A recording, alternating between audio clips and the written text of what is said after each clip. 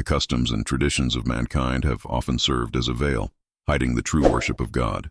Could it be that Valentine's Day is one such veil? Beneath all the romance and sentimentality, could there be something else? Something that God never intended his people to take part in? What if I told you that the world's most celebrated day of love is rooted in something far darker than you've ever imagined? The flowers, the chocolates, and the sweet words exchanged between lovers all trace their origins back to something ancient, something buried beneath layers of time and tradition. Valentine's Day, a day filled with romance, when lovers express their devotion, when stores overflow with gifts wrapped in red and gold, and society whispers in everyone's ear, if you love someone, today is the day to prove it. But should love, true love, be governed by a date on the calendar? Should love be something we're told to celebrate because the world demands it? Or should love be something deeper, something eternal, something far beyond what this world can comprehend? We need to ask the hard questions. Where did this day come from? Who declared it to be the holiday of love? And more importantly, what does God think about it? Here's the reality. The world has trained us to celebrate without questioning, but history never forgets. It speaks to us from the past, revealing truths many would prefer stay buried. When we trace the origins of Valentine's Day, we find that it is not a day devoted to biblical love.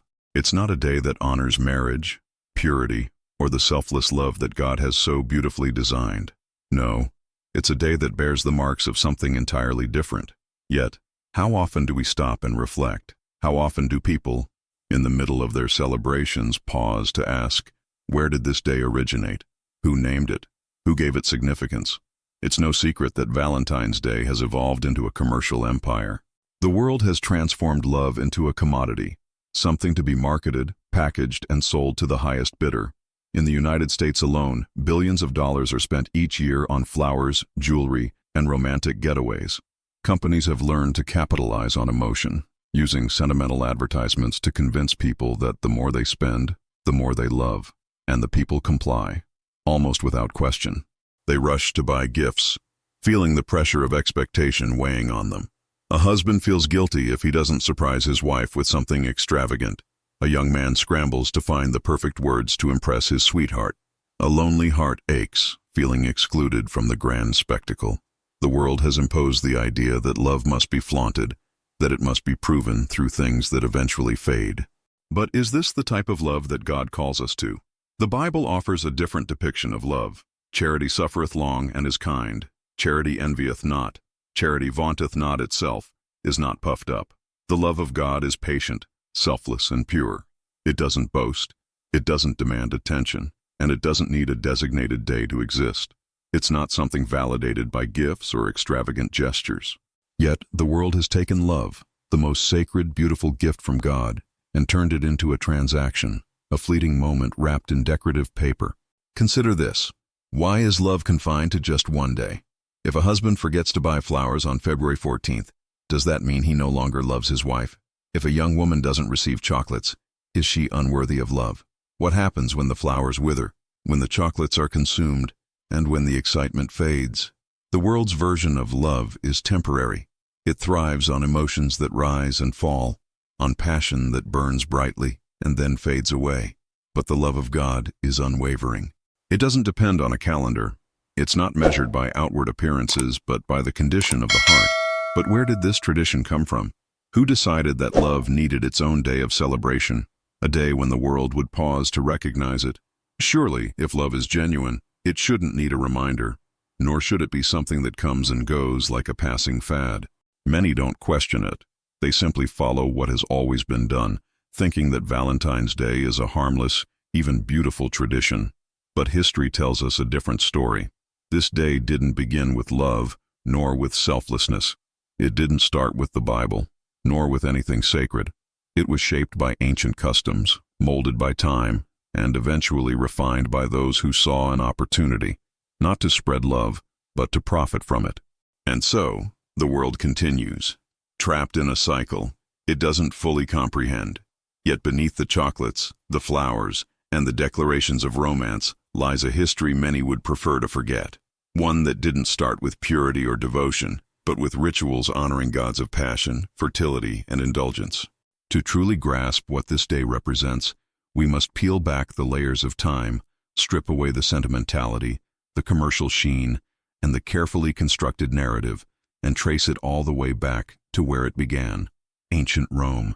In the shadow of a festival called Lupercalia, even the name itself carries a dark weight, hinting at a world far removed from our modern-day celebrations of love. This was not a day of gentle affection, nor a time for sacred vows. It was raw, primal, and untamed. A festival that predated red hearts and candlelit dinners, rooted in rituals of blood, superstition, and unbridled desire. Between February 13th and 15th, the Romans gathered for a ceremony meant to purify the city and ensure fertility for the year ahead.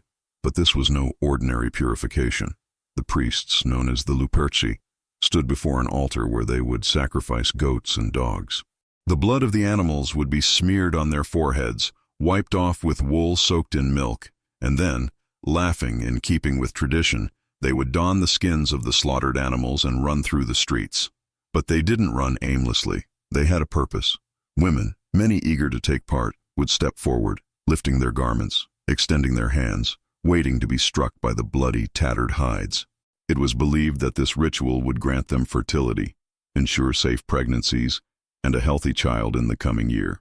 To the modern mind, this seems strange, even grotesque, but to the Romans, it was simply a part of life, a tradition passed down through generations, a rite deeply embedded in their understanding of the gods and their power.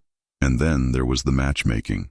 Unlike today's concept of romance, where relationships are built on choice, commitment, and genuine affection, the pairings during Lupercalia were left to fate, or more accurately, to chance.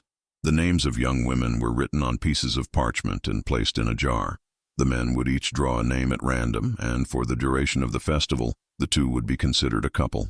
Some stayed together after the festival ended, while others did not. But the nature of these relationships was far from the biblical standard of love and purity. They were based on impulse, desire, and the heat of the moment. But why would a society that prided itself on order and civilization celebrate such a chaotic and indulgent festival? The answer lies in their gods. The Romans worshipped Lupercus, the god of shepherds, a deity connected to wildness and protection. They honored Juno Februa, the goddess of love and marriage, believing she had the power to bless unions and grant favor in relationships.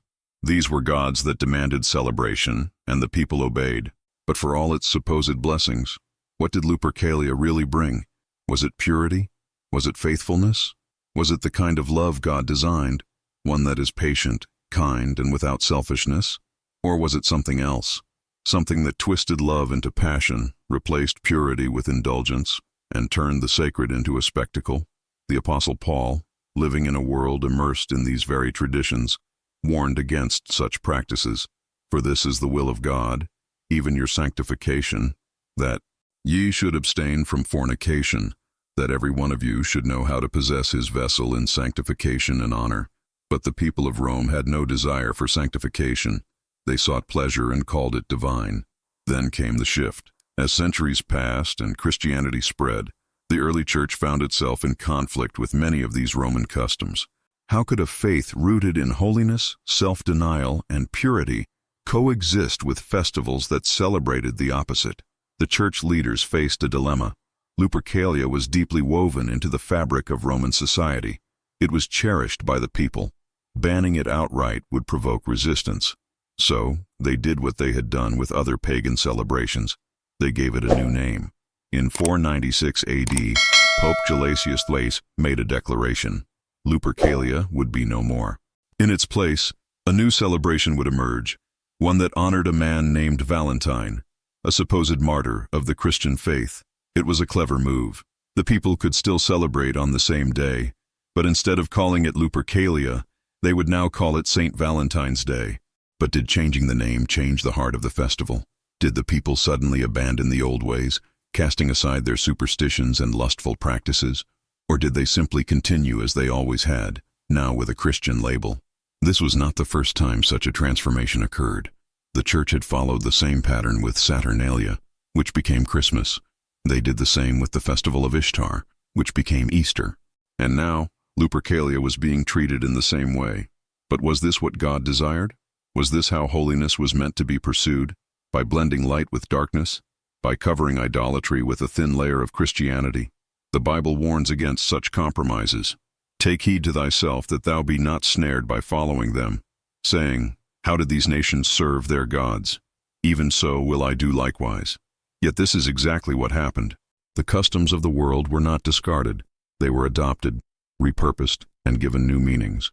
But the roots remained the same. And so, Valentine's Day was born, not from the heart of God, but from the traditions of a world that did not know him. The sacrifices, the rituals, the pairings, all of it survived in some form, hidden beneath the illusion of innocence. And today, people still celebrate, unaware that what they embrace as a day of love was once a festival of indulgence. The world does not question it. It does not ask where things come from or whether they belong to God. It follows, it repeats, it celebrates. But those who seek truth must be different. They must look beyond the surface. They must ask, what does God say about this? Does this align with his will? Is this the kind of love he calls us to? Because if love is to be honored, it must be honored in truth, not in the traditions of men, not in the remnants of ancient gods, not in rituals that once celebrated lust, now wrapped in a more acceptable form. True love, the love that God gives, does not need a festival. It does not need a date on the calendar. It does not need to be repackaged from something unholy. It already exists, pure, untainted, eternal. And so, the question must be asked, if the foundation of something is corrupt, can what is built upon it be pure? If the origins of Valentine's Day lie in the excesses of Rome, in the rituals of Lupercus, in the matchmaking of chance rather than the sacred commitment of marriage, should it still be embraced? The world does not ask, but we must. The world speaks of Satan. Valentine as though he were a singular figure, one man, one story, one legacy of love and devotion. But history, when examined closely, does not tell such a simple tale. Instead, it offers fragments, conflicting accounts, layers of legends stacked upon one another until truth itself is lost beneath the weight of tradition. Who was Saint Valentine? That question should be simple. Yet when historians search for the answer, they find not one man, but several. The records whisper of at least 3 different figures, all of whom were called Valentine, all of whom were martyred, all of whom were remembered in different ways. Some say he was a Roman priest executed under Emperor Claudius II for defying the empire's laws. Others say he was a bishop in Terni, a man who worked in secrecy to marry Christian couples when marriage was forbidden. Still another account claims that Valentine performed miracles, that he laid his hands on the blind daughter of a judge, and she was healed. But the strangest part of all is this: these stories did not. Something beautiful, yes, but should we be content with that? Should we accept something simply because its meaning has changed on the surface? Or should we, as truth seekers, ask ourselves, what are we truly celebrating? Because the Bible warns us of such things. It reminds us, be not conformed to this world, but be ye transformed by the renewing of your mind, that ye may prove what is that good and acceptable and perfect will of God. If the world embraces something, we must ask why. If history is rewritten, we must seek the truth. If a celebration has foundations in deception, we must question its purpose. Because love, true love, is not found in myth, nor in sentimentality, nor in the traditions of men. It is found in the one who is love itself. So, as people celebrate, as they exchange gifts and send messages signed from their Valentine, one question must linger in the air. Who truly was Valentine, and why does the world work so hard to remember him? This is where the question must be asked. Should Christians celebrate Valentine's Day? Some will argue that it is harmless, that it is only about showing love, that it does not have to be connected to its history. But does God ever tell his people to take something unclean and try to use it for good? Come out from among them, and be ye separate, saith the Lord, and touch not the unclean thing, and I will receive you. 2 Corinthians 6:17. There is no room for compromise in those words. There is no suggestion that something can be reshaped into righteousness.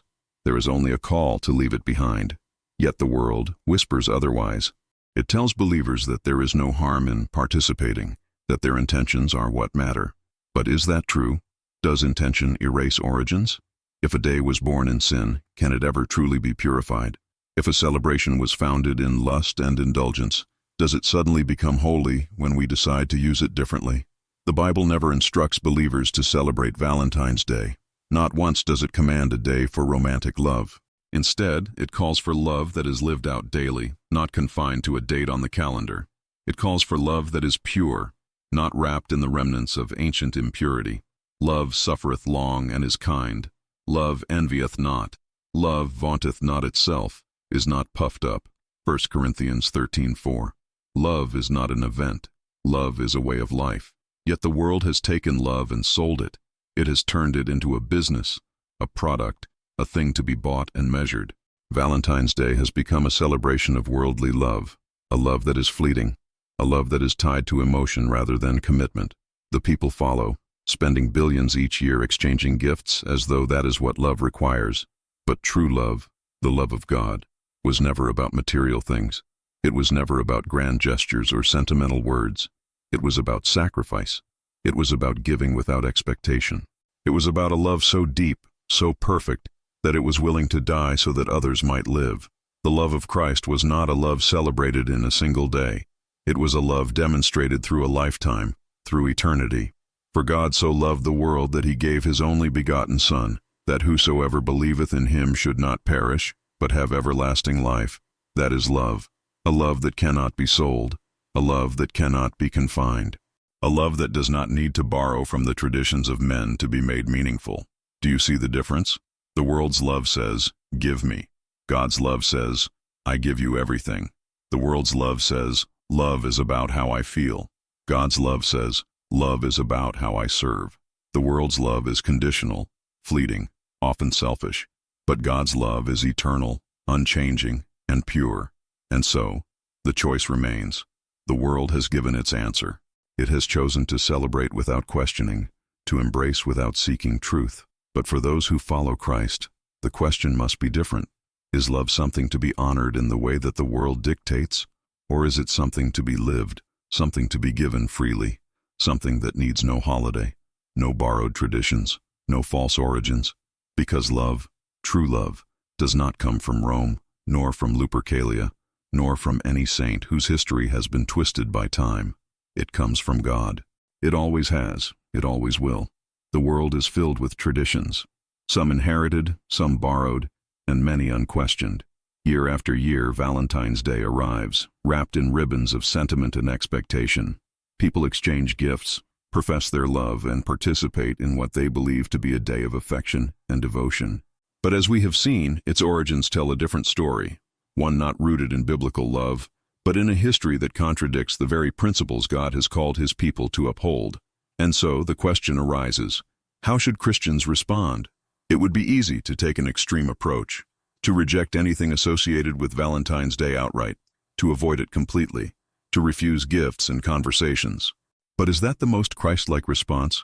Or does God call his people to something deeper, something wiser, something more powerful than mere avoidance? The Bible speaks of discernment. Behold, I send you forth as sheep in the midst of wolves.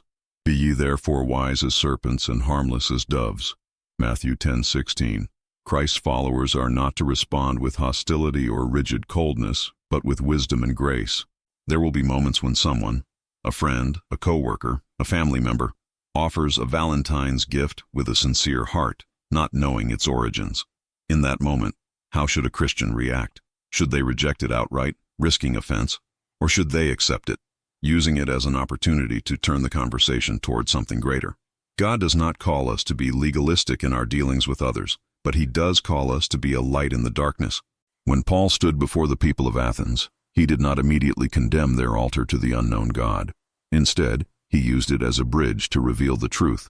Whom therefore ye ignorantly worship, him declare I unto you. Acts 17:23. In the same way, could it be that the world's misunderstanding of love, its shallow, fleeting, commercialized version, presents an opportunity to point to a greater love, a love that does not fade with time, does not depend on gifts or gestures, does not crumble under the weight of human imperfection? If someone does not know the origins of Valentine's Day, should not a Christian gently lead them to the truth rather than push them away? Should not every conversation, every interaction be an opportunity to reflect the love of Christ? This is the kind of love that the world does not understand, the love that gives without expecting in return, the love that sacrifices, the love that endures. By this shall all men know that ye are my disciples, If ye have love one to another. John 13:35. But what about those who do know the origins, yet still choose to celebrate? What if a believer, understanding the history of the Catholic Church's attempts to Christianize a pagan festival, or the modern commercialization of love, still sees no harm in participating? Here, too, the Bible gives guidance. Let every man be fully persuaded in his own mind. Romans 14:5. Here, conviction is a work of the Holy Spirit, not of human argument. While it is important to speak truth, it is equally important to allow God to work in hearts. Not every conversation needs to be a debate. Not every disagreement needs to be met with correction. Sometimes the best way to witness is to live differently, to demonstrate love in a way that is so pure, so selfless, that others begin to question whether the world's version of love is enough. In these moments, love becomes the greatest testimony. When believers act in kindness, humility, and sacrificial love, it contrasts sharply with the fleeting nature of commercialized affection. The world may celebrate Valentine's Day, but we as Christians can celebrate every day as an opportunity to live out a love that points to God's eternal, unchanging love. In the end, it is not our job to judge others' convictions, but to model the true love of Christ, which transcends any holiday or tradition. And if, through our lives, someone asks about the reason for our love, then we can share the gospel, the love of God that endures forever. Yet in all things, the believer must remain separate from the world's customs. The Bible is clear. Be not conformed to this world, but be transformed by the renewing of your mind. Romans 12:2. There is no command to participate in Valentine's Day. There is no instruction to mark a single day for romance. If anything, the Bible's picture of love is far more radical. It is not limited to a date on the calendar, nor is it driven by emotion, nor does it require outward displays. True love, biblical love, is not self-seeking. It does not demand attention. It does not depend on convenience or tradition. It is daily. It is eternal. It is a reflection of God Himself, and that is where the focus must shift. The greatest expression of love is not found in human relationships, but in the sacrifice of Christ. Greater love hath no man than this, that a man lay down his life for his friends. John 15:13. While the world looks to fleeting gestures, the believer looks to the cross. While society encourages indulgence in temporary passion, the Christian walks in a love that is eternal. Valentine's Day may promote the illusion of love, but true love is found in God alone. The world celebrates fleeting romance, but God offers a love that never fades. As Christians, our response to this day should not be driven by fear or legalism, nor by blind participation, but by wisdom, kindness, and a deep, unwavering commitment to reflect the love of Christ in all things. True love, real love, was never meant to be confined to a single day. It was meant to be lived every day, in every moment, through every action. This love is meant to point to the one who is love itself. It is not a passing feeling, but something deep, eternal, and life-transforming for those who experience it. The world may shine with fleeting lights, a love that fades into the night. They paint the skies with empty dreams, yet love is more than what it seems. But beyond the veil, I hear your call, the love that gave and gave it all. No fleeting vow, no passing flame, but mercy written on your name. Love divine, pure and true, not bound by time, but ever new. Not in gold, nor fleeting days, but in the cross where mercy stays. O love beyond what we have known, Christ alone, our cornerstone. This love is not dependent on the passing seasons or on earthly treasures. It stands eternal, unwavering, a foundation that cannot be shaken. They raise their hearts to gods of stone, but love was shaped in blood alone, not in passion-trembling hand, but in the scars, the nail-pierced lamb. So I turn away from hollow ways, to love that lasts beyond the grave, a sacrifice, a love so free, the gift you gave on Calvary. The world may idolize empty things, but real love was marked by sacrifice, by the wounds that carried the weight of our sins.